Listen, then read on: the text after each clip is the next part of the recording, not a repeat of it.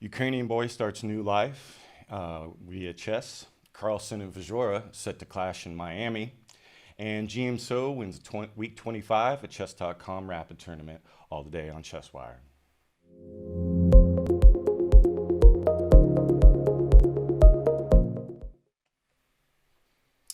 Good morning. Welcome to ChessWire. I'm your host, Adam Carter, with your morning news. Today is Monday, August 15th, 2022. If you have any questions or comments, please feel free to leave them in the chat section and I'll get to them after the news. Also, we'll be doing a drawing for every time we reach 200 followers or 20 new subscriptions here on Twitch. And the prizes will be either a $100 Amazon gift card or a diamond membership for the year to chess.com, your choice. And now to your morning news. His next move, a Ukrainian boy starts new life through chess. Megan Spessa. York, England. Pints in hand, a group of men sat hunched over chessboards under the sloping ceiling beams of the Eagle and Child pub in York, in North England. Amongst them sat Magnus Christopher, an 8-year-old Ukrainian boy with freckles and an impish smile who navigated his pieces across the board with intense focus. The group had moved its weekly meetings to an earlier time to accommodate the young guest's bedtime. He was soon impressing these chess aficionados with decades more experience. "He's really good for his age, there's no question about that," said Paul Townsend, 62, an avid chess player and member of England's Chess Federation, and he clearly has talent. Mr. Townsend and his family are hosting Maxim and his mother after the Federation essentially played matchmaker and asked if they would be willing to sponsor the pair. More than 6 million refugees have left Ukraine for Europe, according to the United Nations, each facing the challenges of a life ripped apart by war, a strange land, an unfamiliar language, and tenuous ties to support systems like education and health care, if they have any ties at all. Finding a pursuit that provides focus and stability can help exiles navigate the anxieties and upheaval of restarting life from far from home. For Maxim, it was chess. Just 4 days after arriving in Britain, Maxim drew the attention of the local news media when he won a tournament in County Durham, about 45 minutes north of York, by train. He quickly became known on the local chess circuit. "Chess is all his life, and now it's all my life," said Maxim's mother, Irina Christopher. "It's like air for him because all the time he is playing." Chess has helped Maxim deal with the complex emotion of leaving his home and adjusting to life in Britain, which has not always been easy. Without a good grasp of English, he was placed with younger students for some of his lessons in school, and it has been hard for him to connect with other children, his mother said. He misses his grandparents, who lived with him in the Ukrainian city of Odessa and who stayed behind. Miss Christopher is estranged from Maxim's father, who has not been a part of the boy's life. When war broke out in February, Mrs. Christopher, 45, had scrambled to throw her and Maxim's most essential belongings into a rucksack as they fled for the border. Countless mothers across Ukraine were focused on how to save their children while maintaining a sense of stability, and Miss Christopher was no different. While she forgot to bring Pop her winter coat for herself, she packed the things she knew were most important to Maxim: a chess book, a laptop frame to practice his games on, and the polo shirt and red fleece that he wears for every competition.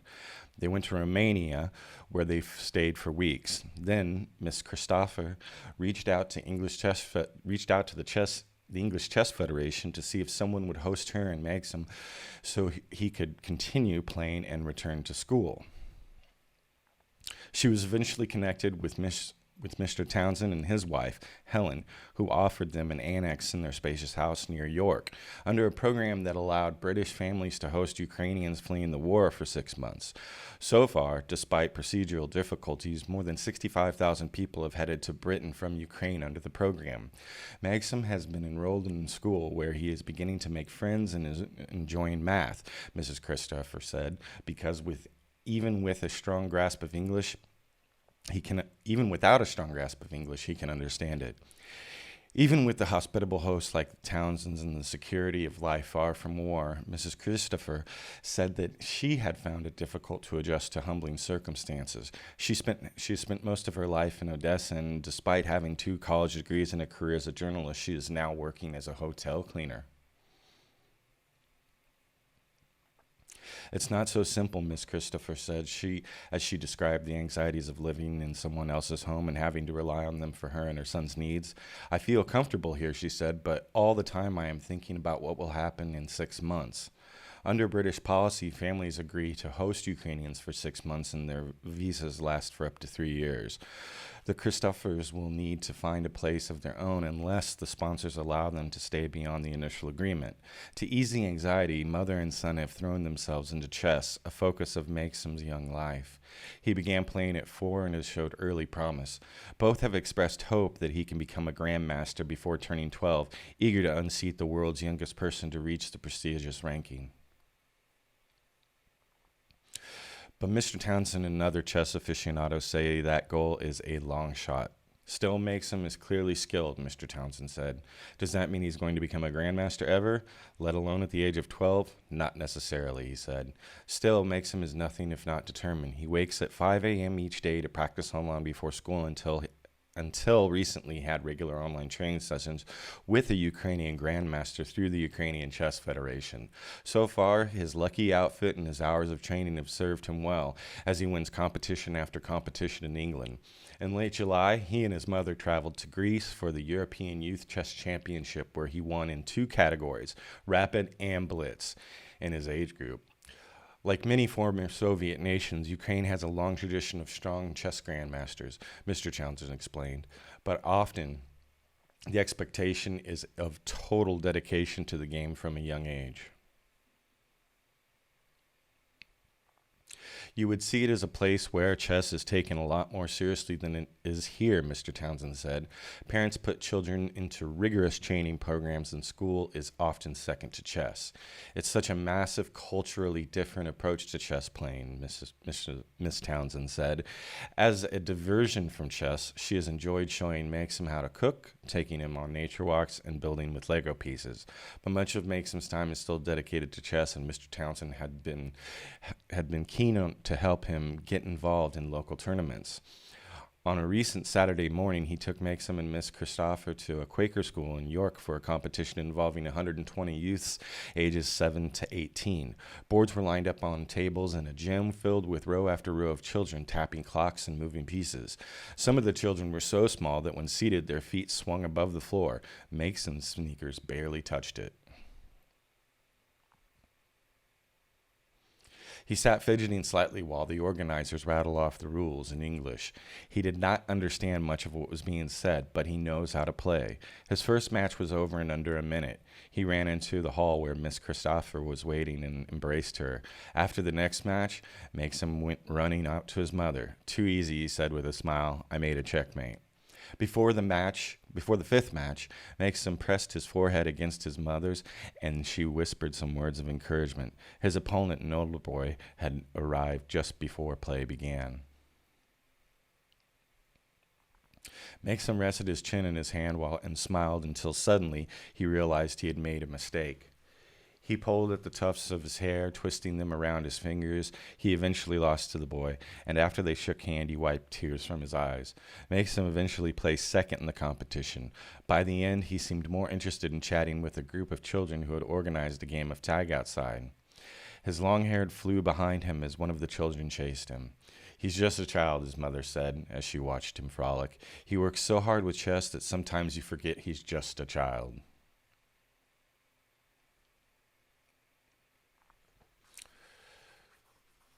ChessBase, Chess News. World Chess Hall of Fame celebrates the 50th anniversary of the legendary 1972 World Chess Championship by ChessBase. The World Chess Hall of Fame pays homage to American chess phenom Bobby Fischer with the largest exhibition of its kind. 1972 Fischer-Spassky, the match, its origin and influence, on view from August 18th, 2022 through April 30th, 2023.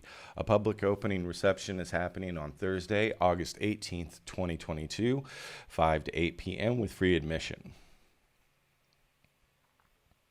In addition, tickets to a special celebration at the World's Chess Pavilion in Forest Park on Thursday, September 1st, the official anniversary date of Fischer's World Chess Championship win being held in conjunction with the opening reception of the 2022 Sinkfield Cup, are available for purchase. 1972 Fischer-Spassky, the match, its origin and influence, celebrates the 50th anniversary of the American Bobby Fischer's historic win over Russian Boris Spassky and the legendary 1972 World Chess Championship, ending 24 years of Soviet dominance in the sport. The show features more than 500 artifacts, including chess pieces used in pivotal Game 3 of the match of the century, a replica of the tournament table created by the makers of the original and never before exhibited books from the personal library of Bobby Fischer.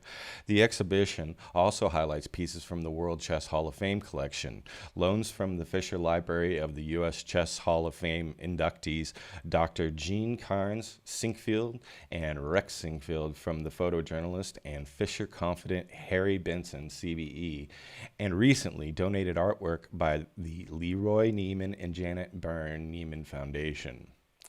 We are honored to celebrate the 50th anniversary of Bobby Fischer's landmark chess victory, said Shannon Bailey, chief curator at the WCHOF. The exhibition will explore the 1972 World Chess Championship, Fischer's formative years as a chess prodigy, his ties to St. Louis, and his long-lasting legacy and impact on American chess. Additional highlights of the exhibition include a rare audio interview with Fischer after his victory in the 1972 World Chess Championship with Grandmaster Vladimir Kavalek, who also assisted Fischer with the second part of the match, covered as a journalist for The Voice of America. Artifacts related to Bobby Fischer's earlier training and achievements include the furniture from the Hawthorne Chess Club founded by the U.S. Chess Hall of Fame inductee John Jack Collins, where Fischer spent hours daily playing and analyzing games, will be on display. Bobby Fischer's meteoric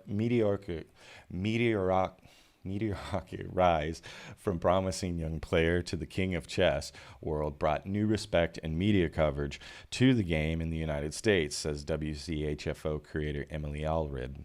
The spectacle of an American taking on 24 years of Soviet chess dominance gained resonance during an era while the two countries were competing in the realms of politics, technology, space exploration, and sports.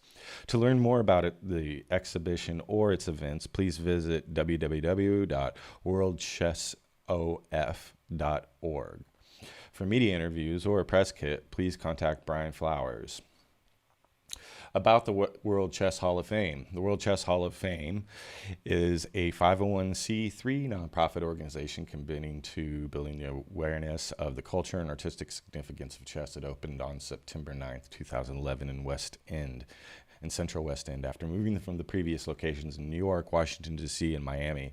Housing a historic 15,900 square foot residence turned business in St. Louis's Central West End neighborhood, the WCHFO features World Chess Hall of Fame inductees, United States Chess Hall of Fame inductees selected by the U.S. Chess Trust, artifacts from permanent collection of exhibitions highlighting the great players, historic games, and rich cultural history of U.S. chess.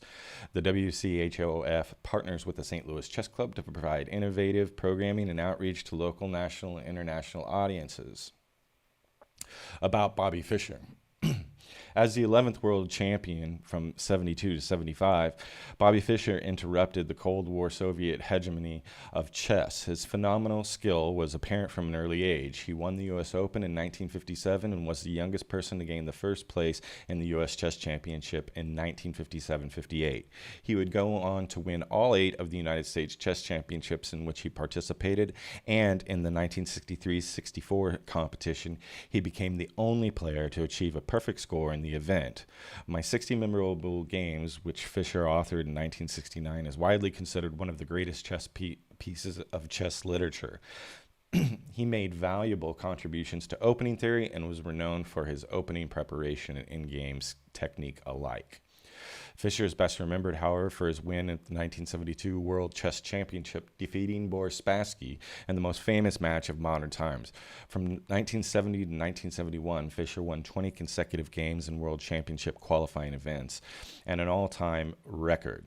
These included victories over world chess players such as Mark Tamenov and Bent Larsen.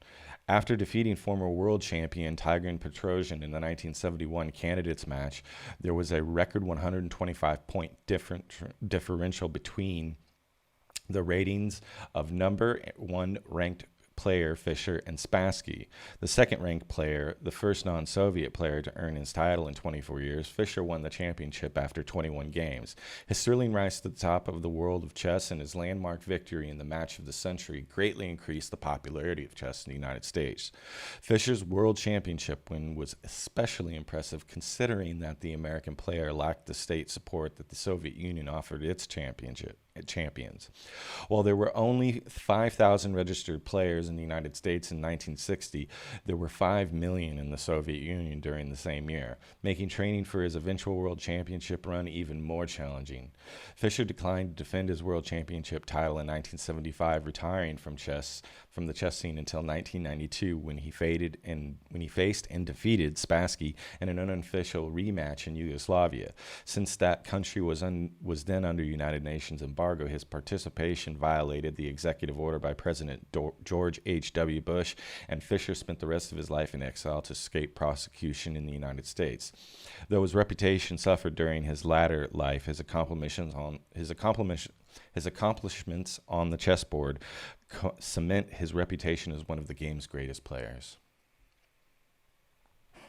ChessBase. Carlsen and Firouzja set for FTX Crypto Cup clash in Miami by ChessBase.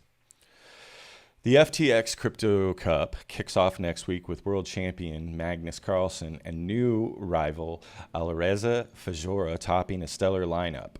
The all-play, all-tournament is the Meltwater Champions Chess Tour's second major of the season and will be held on-site at the Eden Rock Miami Beach in Miami, Florida, from August 15th to August 21st. An offer of $210,000 plus an additional $100,000 tied to the price of Bitcoin provided by leading cryptocurrency exchange FTX. Summer of Chess. The hottest esports chess event ever, the FTX Crypto Cup, kicks off next week with World Championship and allows it topping the lineup. The play all tournament, we've read through this, talented teenagers.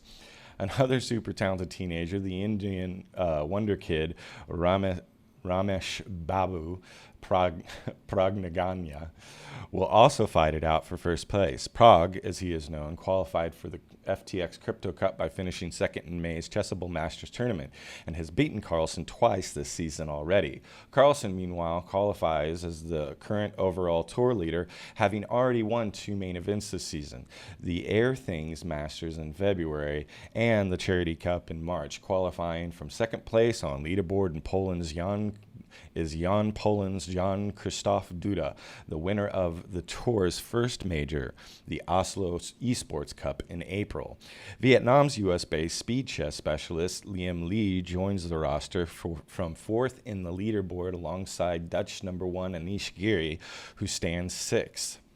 Format. Players will go head-to-head in one 4-game match a day for 7 days, with the winner, the player who accrues the most points overall.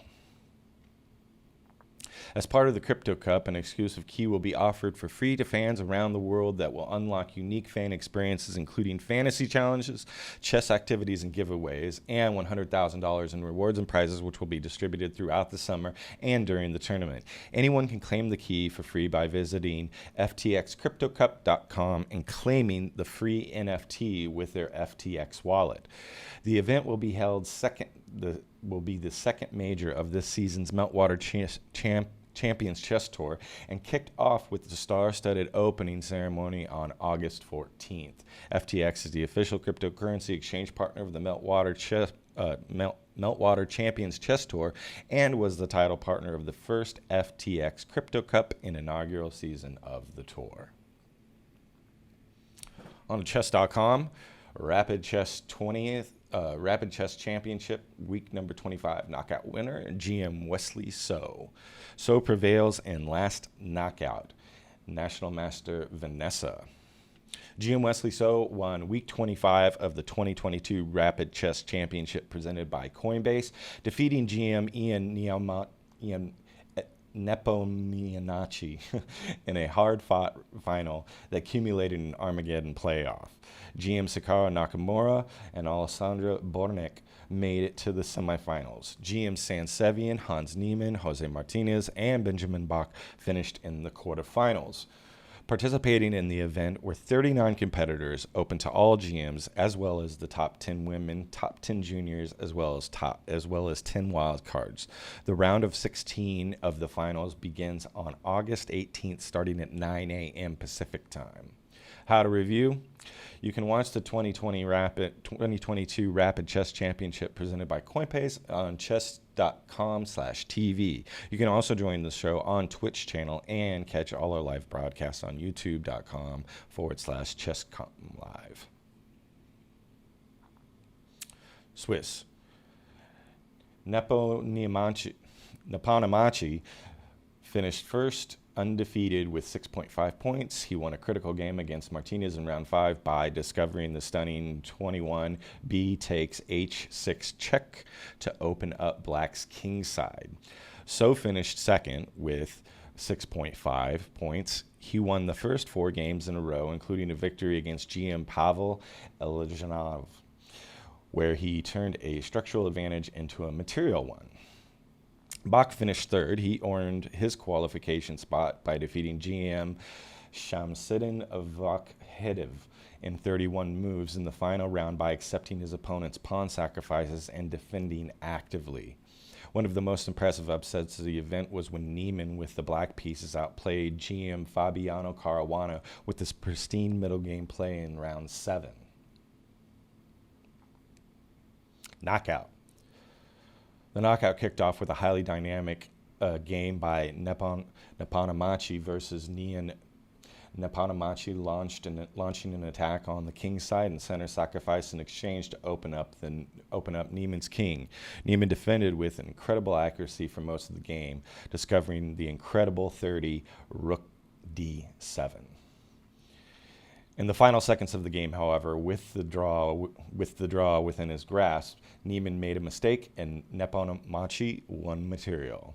Martinez sacrificed a pawn in the opening to loosen Bortnik's kingside, but Bortnik gained an advantage by consolidating the center and gaining an extra pawn. So gained an extra pawn and better center control early in the game against Sevian. In Nakamura versus Bach, the rapid and blitz games traded down to endings early and ultimately led to draws, though Bach missed an opportunity to press when ahead a pawn in the first game. In the 1+1 tiebreaker, Nakamura's bullet prowess showed as he gained the better position and time edge. However, he blundered his passed A pawn and had to win all over again in time scramble, which he successfully accomplished. In a bishop pair versus knight pair ending, Nepomniachtchi fought for over 50 moves to outmaneuver his opponent, gaining 1 extra pawn and then a second to win. Nakamura pressed So for much of the game, but ended up over-pressing. So gained the extra pawn and converted it to a victory in the rook ending. In the final, to the great surprise of the commentators, So missed a winning tactical opportunity in the rapid game. Then the players drew in both the blitz and bullet games, leading to an Armageddon playoff in a tense duel. Nepomniachtchi sacrificed the exchange to castle queenside and activate his pieces to support his passed d-pawn. Despite his excellent compensation, Nepomniachtchi blundered tactically, and So swiftly discovered the mistake. Throughout the knockout, So displayed incredible board awareness, makes few errors, and capitalized on many of the opportunities his opponents offered him. Unfortunately for Nepomniachtchi, this loss caused him to finish just outside of the top 12 qualification to the upcoming finals. In the post-tournament interview, So shared his shared about his rapid chess experiences throughout the season. The first few months of my RCC had definitely been quite awful. I would qualify most of the time, but then I would lose in quarterfinals. But in the last few weeks, my fortunes have started turning around. I'm playing a lot more online these days. Also, I won twice and I finished in the semifinals once. Things have certainly been looking up. Standings and results prizes. The winner of the Swiss's tournament is Nakamura, and the winner of the knockout tournament is So. Below are the full standings and prizes of the knockout. The Rapid Chess Championship has been a weekly tournament held by Chess.com. It has been a 9-round Swiss event with a 10+0 time control held every Saturday, followed by a knockout event on Sunday between the top 8 finishers and a 10+2 time control. If players draw, they play a 3+2 game. If drawn, they play a 1+1 game, and if that's drawn, a single Armageddon game is played. And on to questions, comments, and shoutouts. It is only stream number 4, so we don't have any questions today. I want to remind you to please subscribe to Twitch or follow me here on Twitch so you can enter our drawing that will be every 200 new followers or 20 new subscriptions. Prizes will include either a $100 Amazon gift card or a diamond membership for the year to chess.com. You can follow me on Twitter at ChessWire, where you can submit any stories or announcements you'd like for me to read on air, as well as requesting interviews to be conducted on air. Also, this video will be posted later today on YouTube. Please follow and subscribe there. Thank you for watching ChessWire, and have a good one.